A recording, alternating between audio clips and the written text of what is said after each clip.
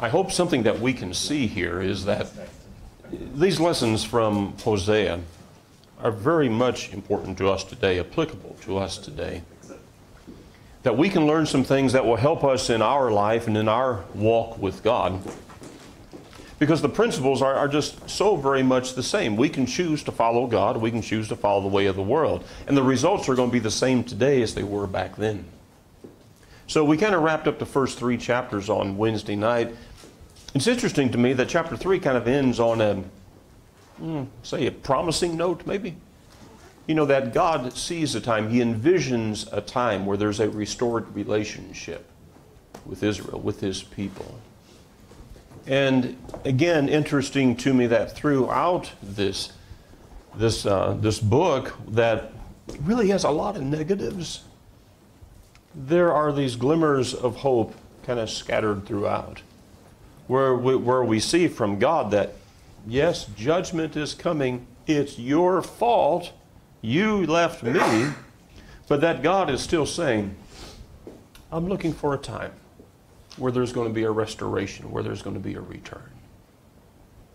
And I hope we can see that good in all of this negativity, really, of this relationship of Israel with God. We're getting into chapters 4 through 6 right now, and kind of starting a new section.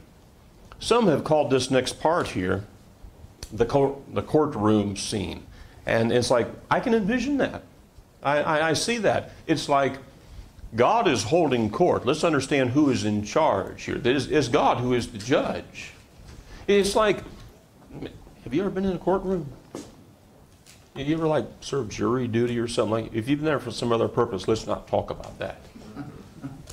But if you've been there, you know, as just sitting on a jury, or maybe you're there being interviewed to serve on a jury, it becomes so very clear that the judge is in charge, and that if he doesn't tell you, and he probably will, the bailiff is going to say something. Maybe even the attorneys are going to say something about the sanctity of the courtroom and the court, referring to the law.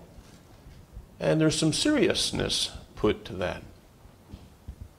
Maybe it's even some advantage for any of us to sit on a jury from time to time, just to kind of be reminded of those things. And to have an appreciation of what's happening right now as we get into chapter 4. There is a trial taking place. I can very much envision this courtroom scene. I can see God as the one who is sitting there as judge, because He is the judge. And those who are on trial is Israel, His chosen people.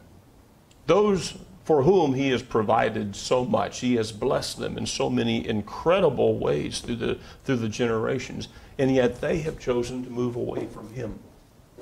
And He's calling them to task for that.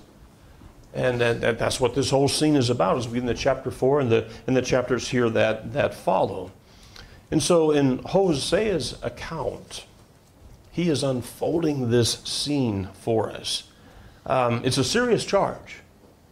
The charge that's being leveled against Israel is serious. The guilt cannot be denied. I mean, there is just really no effort that Israel could make that would somehow change this scene and God say, you know, you're right. I think I kind of jumped the gun on this. Y'all are okay. No, that's never going to happen. You know, not in this story as it unfolds. Because God already knows, He already knows the verdict. And He is the one in charge. It's Israel that's the problem. It's Israel who seemingly cannot understand that their relationship with God is not where it's supposed to be. And let's face it, there is no excuse for that. There's no rationale that Israel can give. It's not like they can say, well, you know, Lord, we tried pretty hard, but, you know, this is just too much. You know, we just can't do what you are expecting. No, that's not going to work. And they can't say, you know, God, if you hadn't made these requirements so hard, we could have done them easily. No, that's just not going to work. And so there's no defense. There's no real defense that Israel can say where God is going to say, well, you know what? Let's give you one more chance. Because in fact, he's already given them one more chance. Well, he's given them more than that, really. I mean, there have been judgments that have come before, but the judgment that is coming now, which is Israel as a nation, is not going to be known as it's been known in the past, because captivity is coming. You know, this is what is happening. There's nothing that can be said that's going to make God say, okay, no, that's not, you know, I'll change my mind. Now, God is already saying and promising there will come a day when there will be a restoration. But he is not going to say, we're not going to go through with this judgment, because it's here. And it's going to happen. And it's going to last for years. That part's not going to change. So that's the picture that's unfolding for us here. When we get into this chapter 4, 5, 6, 7, and 8, really, that's the picture that's unfolding. There is an understanding on God's part that they aren't going to be able to keep it perfectly. That's why he makes provisions for them to offer sin offerings. Sacrifice. I mean, just that, matter of fact. Perfection was not was expected. You know, as we'll see as we get a little bit later into this, it's like, I'm not wanting your sacrifices. They were offering sacrifices. They didn't mean anything. So perfection is never what God expected. But totally giving one's heart, that's what was expected. Israel gave up on that a long time ago. It's not like yesterday they made a wrong turn. A long time ago, they started moving farther and farther away from God, to where it's like it's at a point now where he says, judgment is inevitable. This is not going to change. And that's where we are. So we get here in the chapter 4. Let's read a little bit here in chapter 4. You know, Hosea, to me, is not the easiest read. You know, it's like, I do real good with those Dick and Jane books. I get those, okay? Hosea, sometimes not so much. You know, you have to go back and kind of read and reread, at least I do, to kind of get the flow. And there's some things I still don't understand. I mean, I know God meant something specific, and I think those hearers then understood exactly what God meant. I'm not sure I understand all the points, but I get the picture. That part I understand. Chapter 4. Hear the word of the Lord, you Israelites, because the Lord has a charge to bring against you who live in the land. There is no faithfulness, no love, no acknowledgement of God in the land. There's only cursing, lying, and murder, stealing, and adultery. And they break all bounds, and bloodshed follows bloodshed. Because of this, the land mourns, and all who live in it waste away. The beasts of the field and the birds of the air and the fish of the sea are dying. But let no man bring a charge, let no man accuse another. For your people are like those who bring charges against a priest. You stumble day and night, and the prophets stumble with you. I will destroy your mother. My people are destroyed from lack of knowledge. No mincing of words. You see that? I mean, God is absolutely direct. Now you tell me, or what has God told Israel? Why has God brought this charge against Israel? What does he say? So obviously because of some of the actions that they've been doing, but that's just like a symptom of the real problem. Okay. Whereas the real problem is stated in verse 1, where it says that there's absolutely no knowledge of God in the land. I mean, they are faithless because they have not taken in what God would give them to build faith. And now they are faithless. And so the symptoms of that, what does it look like? What's the symptoms of a faithless nation? Everyone doing what's right in their own eyes. Doing what's right in your own eyes. What else? What's this look like? Evil on every turn. Yeah. Verses 2 and 3. Everything they could do against God. Yeah, yeah.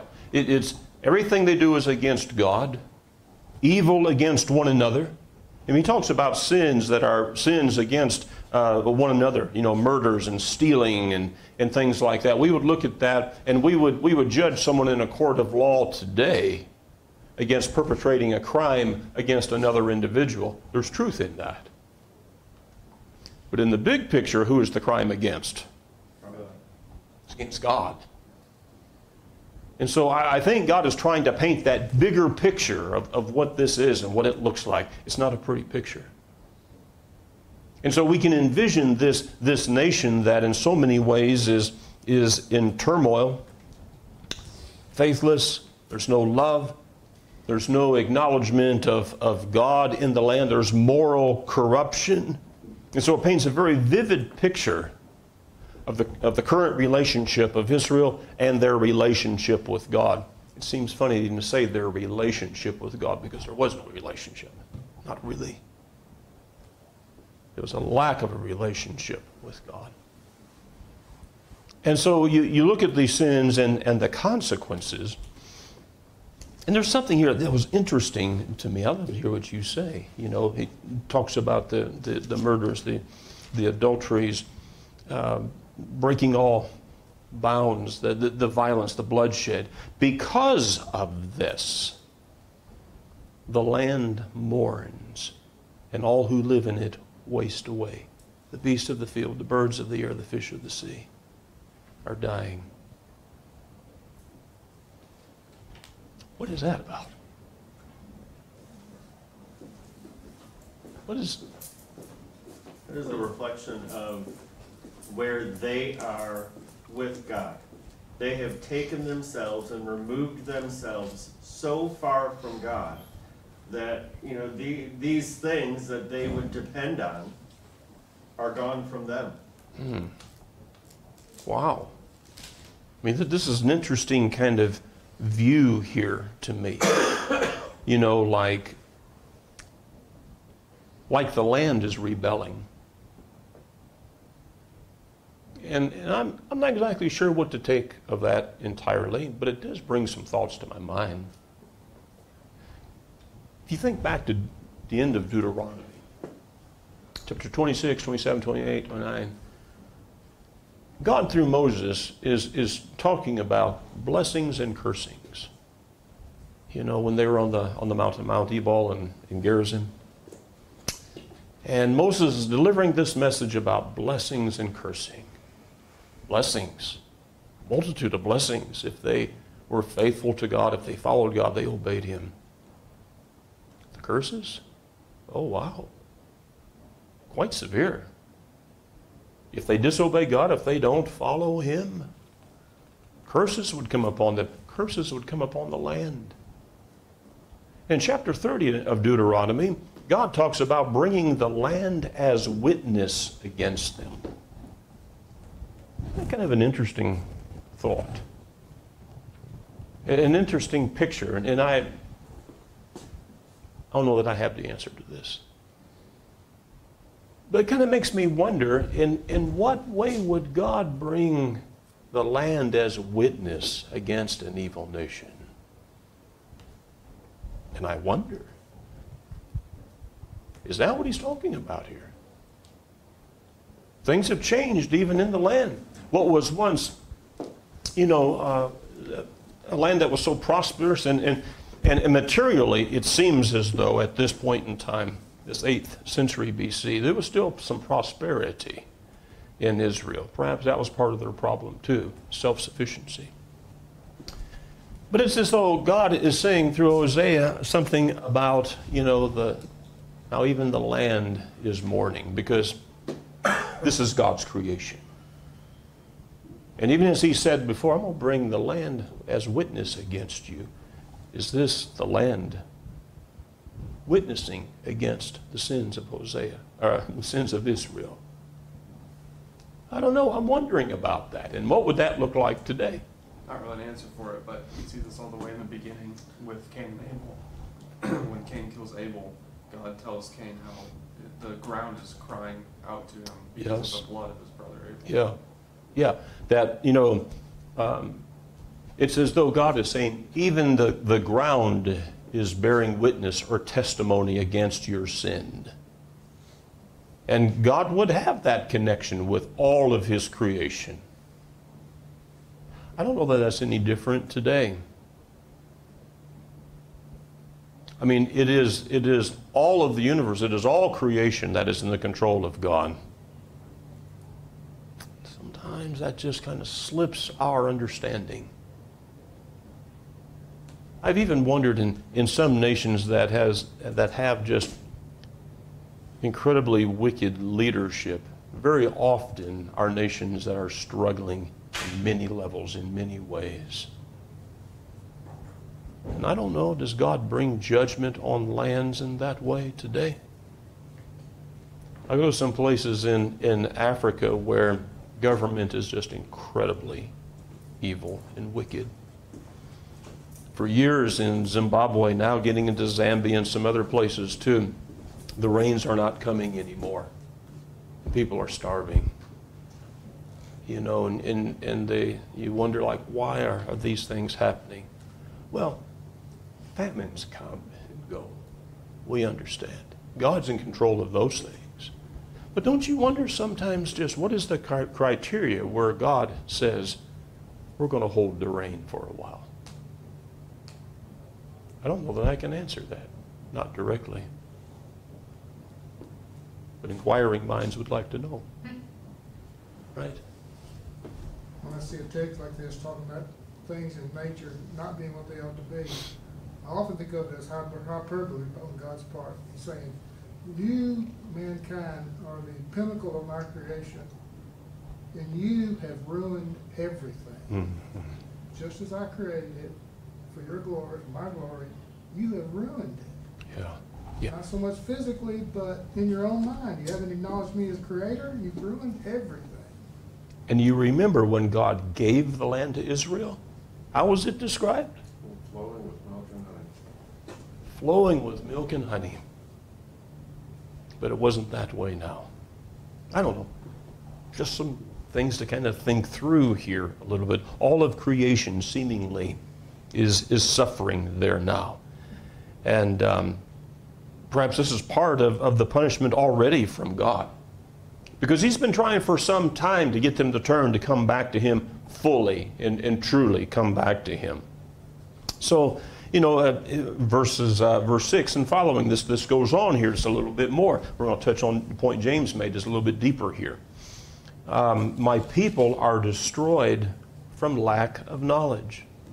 Because you have rejected knowledge, I also reject you as my priests. Because you have ignored the law of your God, I also will ignore your children. The more the priests increased, the more they sinned against me. They exchanged their glory, for something disgraceful. They feed on the sins of my people and relish their wickedness. And it will be like people, like priests. I will punish both of them for their ways and repay them for their deeds. They will eat, but not have enough. They will engage in prostitution, but not increase, because they have deserted the Lord to give themselves to prostitution, to old wine and new, which take away the understanding of my people. You start asking the simple questions. What led to the destruction of the people? What's the basic quick answer? Lack of knowledge, ignorance. That was the basic issue. They had forgotten God. It was like they didn't know God. Ignorance is destructive. That doesn't change by generation. That's perennial. It's always been that way. Ignorance leads to destruction. And today, we need to be aware our understanding can be darkened. We can make choices in life saying that they are spiritual choices, believing that they are spiritual choices that God would approve. But if our understanding is darkened, we're making decisions and choices based on the wrong criteria. Look at Ephesians chapter 4 for a moment. Let's take a little side trip here. Ephesians chapter 4.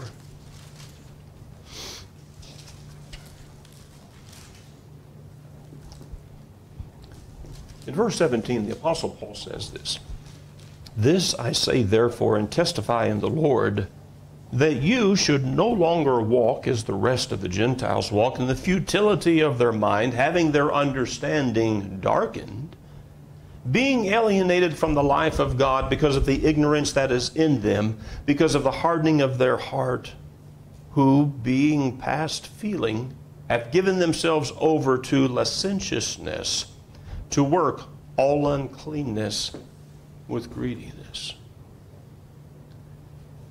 What is he describing to us here? You know, I understand it was written to Christians 2,000 years ago, but what was he saying, and what does this mean to us? What does this tell us?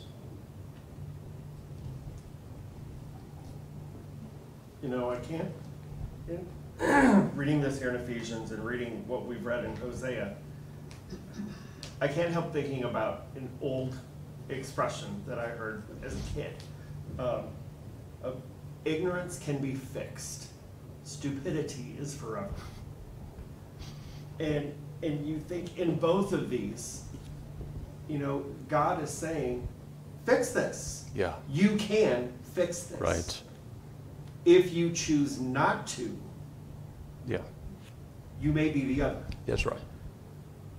But, and you know, especially here in Ephesians, you know, Paul is saying, don't be like this. Mm-hmm.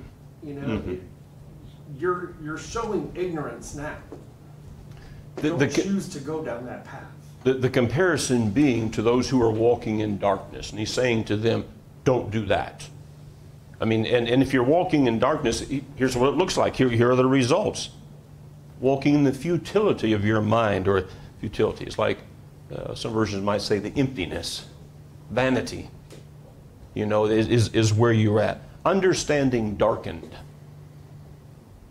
We can come to a point where we are so removed from God that seemingly we cannot understand what He would have us do. So far removed from His thinking, so far removed from His will, that we can't even get there. God didn't put us there.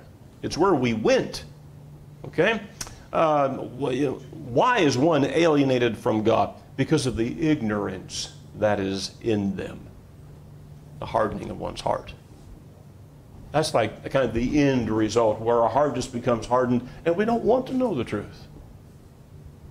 Even if we say, or in some way we pretend to be spiritual or religious, you know, we think we're making spiritual decisions, don't even know that we're not. Our understanding has become so darkened, so clouded, we can't even determine right and wrong. I think that's what God's saying in Hosea. Now, that's where Israel was at. It was like things are going really bad, and they're going like, what? What? What's the matter? God, why aren't you with us? Come on, what? It's like they don't even know. And so the fact that judgment is coming is at a point of no question at this point in the eyes of God. Israel, I think, in the next chapter or the next, it is going to make, it seems to be like a little bit of step, like, well, what if we repent? Well, you know, let's do this and let's do this, and maybe God will relent. And it's like the response from God is like, no, that time's already passed. Judgment's still coming. It's like they could not even understand how far from God they'd begun. We see this in religious history where a hardness of heart in one generation becomes ignorance in the next generation. Right. And in one generation, you've lost so many people. But it started with that hardness of heart when there was a chance of repentance, and they would not do it. The next generation is ignorant about the Scriptures. Ignorant. Exactly. That's a very interesting and very sad digression. And it has happened over and over. The Old Testament story tells us that over and over. I'm afraid we're seeing it in our lifetime. You know, in my lifetime, I've seen it go from a lot of people having at least an acknowledgement of God, an understanding a higher being, and being religious in their own way, to a point where seemingly we've come where there's more and more who just even reject the idea of God. What's the next generation going to bring? At what point does a nation, even like our nation, what does it take for a nation to come to a point to be humbled and to turn to God? I mean, we see that example over and over with Israel. Maybe there's some applications we can make. We have to be careful because it becomes speculation. We don't know what God's going to do. We can only base any concerns or hope on what we've seen God do in the past. So with Israel, who did God blame? For their current status, their situation, who did God blame? The leaders, priests. Priests. There was some heavy finger pointing from God to the priests, the spiritual leaders who were not so spiritual here. You know, the priests and the prophets stumble with you. So God blamed the priest that led the people into error. But in verse 9 also, there's this point. And so it's like you can't just push off your own guilt or your own sin, you know. And it will be like people, like priests. I will punish both of them for their ways and repay them for their deeds. You know, there was no absolving sin for those that blindly followed the priests. No, there was responsibility for the priests. God was for sure about that. But it didn't excuse the people from knowing the right way to go. Obviously, the priests, the leaders, have a greater responsibility because of the position that they, and the power and the authority that they hold. But my mind goes back to Aaron and the people at Sinai, where in that circumstance, Aaron's not the one that leads them astray. They're the ones that lead him astray. They put so much pressure on him, and then he gives in, he caves to make the golden calf for them. Yeah. So there's probably parts of it on both sides, but obviously with that leadership and that authority, they have that greater responsibility to not cave into that pressure. And we find that no different today. When you look at the church, look at the Lord's church. You know, spiritual leaders have great responsibility. We'll be judged. We'll be judged for that. But that does not take away responsibility of every one of us. So some serious things there for us to think about. A nation without knowledge of God is doomed. Even God's own nation, his own people, is doomed if they're living in ignorance, completely lost any kind of moral standards and spiritual direction. If God is not giving direction, then Satan is. Or to say, if we are not listening to the direction that God provides, Satan is right there and he'll fill the gap. He will fill the void. And if there is a void in our heart regarding spiritual things and an inclination toward God, that void's not going to stay there long. Satan will fill it up. That's what he does. And so we can easily be deceived to go the wrong way. You think about 2 Thessalonians chapter 2, you know, where God says, I will bring strong delusion to them. Speaking of those who are not listening, who are not following what God says. And God finally says, okay, fine. You know, you want to do and believe whatever you want to believe. Okay, you can believe that's right. Doesn't make it right. I've always thought that was an interesting phrase. I'll bring strong delusion to them. God's not trying to run anyone down the wrong path. But if we choose to go that way, He'll let us go. And that's what we see with Israel. Let's read a little farther. Let's go back here to, let's go back to verse 10 and take up reading from there. They will eat but not have enough. They will engage in prostitution but not increase, because they have deserted the Lord, to give themselves to prostitution, to old wine and new, which take away the understanding of my people. They consult a wooden idol, and are answered by a stick of wood. A spirit of prostitution leads them astray. They are unfaithful to God. They sacrifice on the mountaintops and burn offerings on the hills under the oak poplar terebinth, where the shade is pleasant. Therefore your daughters will turn to prostitutions, and your daughters to adultery. I will not punish your daughters when they turn to prostitution, nor your daughter-in-laws when they commit adultery, because the men themselves consort with harlots and sacrifice with shrine prostitutes. A people without understanding will come to ruin. You know, seeking the right counsel in life is imperative. And Israel sought the wrong counsel.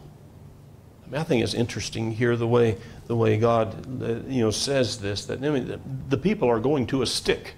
They're going to an idol, and believe that somehow that idol is giving them direction in life. And the contrast between, seeking the counsel of God, the maker and creator of all things, or turning to an idol, to a stump, and seeking counsel. There cannot be something that's more diametrically opposed or different than that. I think that's the point that God is trying to emphasize and put out there. The emphasis being Israel made a choice. They made a bad one. And they gave themselves to sex and to wine, and seemingly have just lost any common sense. That seems to run with this too. I mean, there is no reason, there's no common sense, no ability to reason this through and to think and just to realize, instead of talking to this stick, we could be talking to the God who made all things and gave us life and breath. There's no reason in them to be able to even do that now. Ignorance did not leave them guiltless. They were still doomed because of their sins. A people without understanding will come to ruin, verse 14 says. There's no excuse. God is giving and offering no excuse. And so the chapter kind of ends then with a warning to Judah. Israel to the north already has been invaded, is decreasing in size. Judah to the south still has some strength. They've had some good kings along the way, and God is still sparing them. But God is also at the same time saying, and for Judah, you better beware. You better be careful. Don't be like Ephraim. I mean, they have the perfect picture story. It's like, just look a little bit to the north. Look to your brother. Israel, or Ephraim is referred to here. Look what's happening there. It's not good. Don't be like Ephraim. That's the warning. Judah in 100 years is going to go the same way. It's going to go the same path. It's going to do the same thing. God is going to judge them in the same way. And it's like, why didn't they look? Why didn't they just think this through? But the application then to us, if we get real about it, is maybe we should think this life through. Maybe we should look at the stories of the Bible and the applications. And let's see what God has done to evil nations in the past. And let's see what God has done to those who claim to be religious but are not doing what He says. Or for those who just live in the depths of sin, seemingly proud to be there, and how God deals with that. All we have to do is look. God's given us the picture, sometimes quite graphically. And what are we going to do about it? Now, I know what the result will be. If we disobey God, if we live in sin, if we turn from Him, we know what the result will be now and eternity. Because God tells us. If we'll just listen. Verse 14, I find interesting, where He says, I will not punish your daughters or your brides who commit adultery, but the men themselves go aside. He places more responsibility on the men. The women are going to be punished too. Sure. But He holds the men responsible, it seems, if I'm understanding this verse. Yeah. That's kind of what I came away. I thought that was a little bit hard to understand. But that was kind of what I came away with too. You know, that God has placed some leadership among the men. And He hasn't forgotten that. He's still holding us responsible. Okay, good. All right, y'all. Wednesday night, we'll try to do chapters 5 and 6. We'll kind of pull those together. Thank you for being here this morning.